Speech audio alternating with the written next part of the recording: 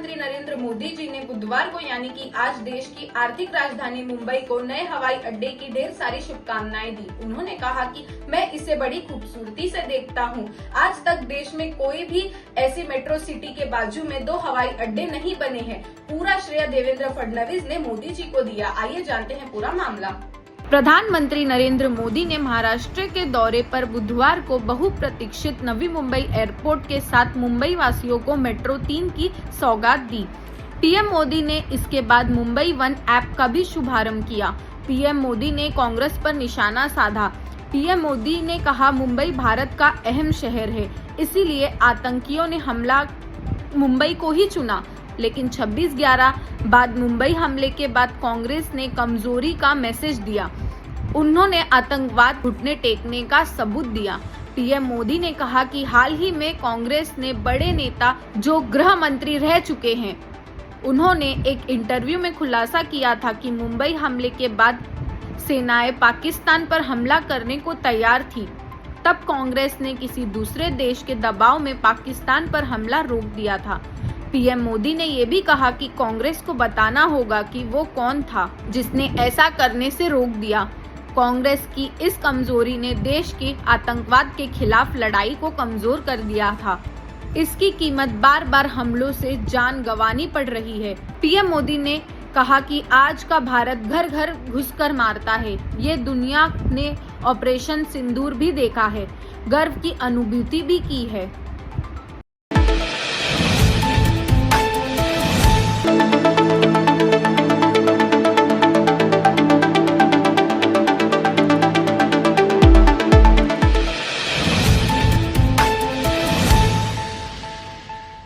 नमस्कार, आप देख रहे हैं वर्तमान टीवी नेटवर्क। मुंबई, पुणे, ठाणे समेत पूरे महाराष्ट्र में बिल्डर्स ने अवैध निर्माण कर रखे हैं, जिसके बाद वो बिल्डिंग बनाने के बाद उसे खरीदार को बेच देते हैं, जिसके बाद पूरा खामियाजा खरीदार को भुगतना पड़ता है।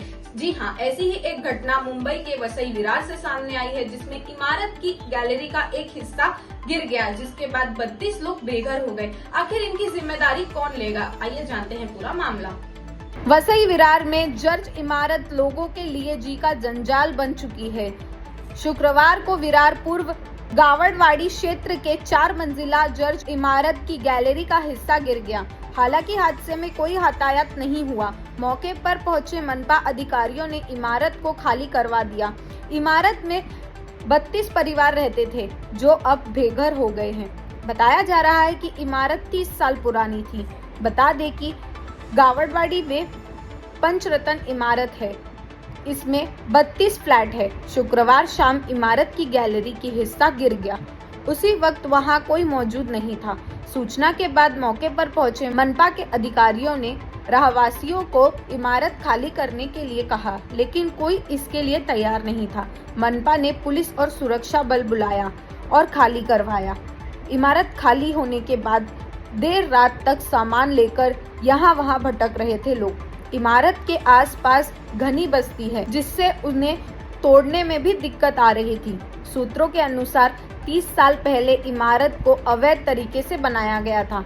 मनपा ने मॉनसून से पहले बिल्डर को रिपेयरिंग का नोटिस भी दिया था, लेकिन उसने काम नहीं करवाया। शिवसेना युवती नेता सुरेंद्र सिंह राज ने कहा कि जर्ज इमारत पर मनपा को गंभीरता दिखानी चाहिए, वरना आने वाले दिनों में खतरनाक परिणाम हो सकते हैं।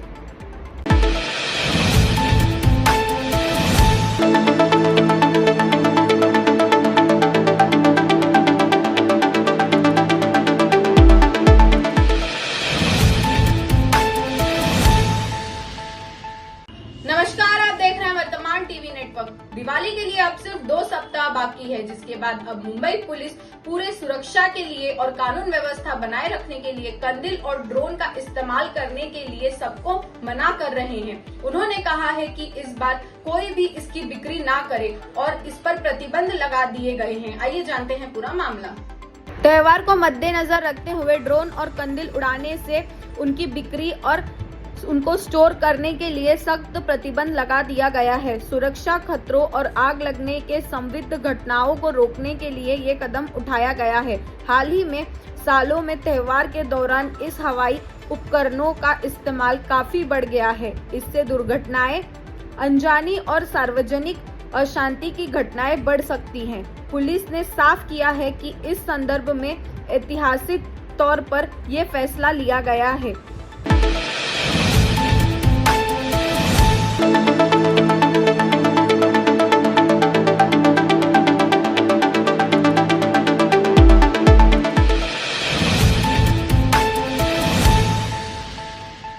नमस्कार, आप देख रहे हैं वर्तमान टीवी नेटवर्क। सुप्रसिद्ध लोक गायिका मैथिली ठाकुर को बीजेपी की टिकट पर बिहार विधानसभा चुनाव के मैदान पर उतरने की चर्चा बनी हुई है। उनके पिता रमेश ठाकुर का कहना है कि अब लालू के राज में बिहार छोड़ना पड़ा था, अब फिर लौटने की बारी है। आइए जानते हैं पूरा मामला। मैथिली के पिता रमेश ठाकुर ने कहा कि बिहार से जब पलायन शुरू हुआ था तब पहले बैच के पलायन करने वाले में से हम लोग ही थे। तब से जो निकले अब तक निकले ही हुए हैं। उन्होंने कहा कि बिहार में जब से एनडीए की सरकार आई पहले से बहुत बेहतर हो गया, अब लौटने का समय है। रमेश ठाकुर ने कहा कि जब जरूरत थी तब बिहार ने स्किल्ड लोगों को प्रदेश लौटे और सूबे के लिए काम करे।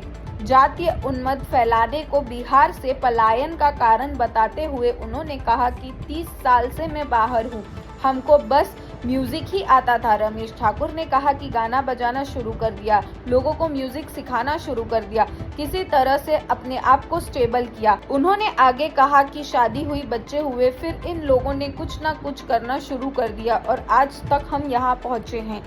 रमेश ठाकुर ने कहा कि पहले तो सब ठीक था, लेकिन लालू यादव के आने से अचानक गड़बड़ हो गया था। उन्होंने कहा कि ब्राह्मणों पर हमला शुरू हो गया था, खेत काटने लगे थे, कब्जा करने लगे थे और केस के लिए जाने आने लगे थे। मैथिली के पिता ने आगे कहा कि हम लोग उस समय नए नए जवान हुए थे, हम लोगों पर ज्यादा आ रहा था, जिसके वजह से हम वहां से भाग गए थे।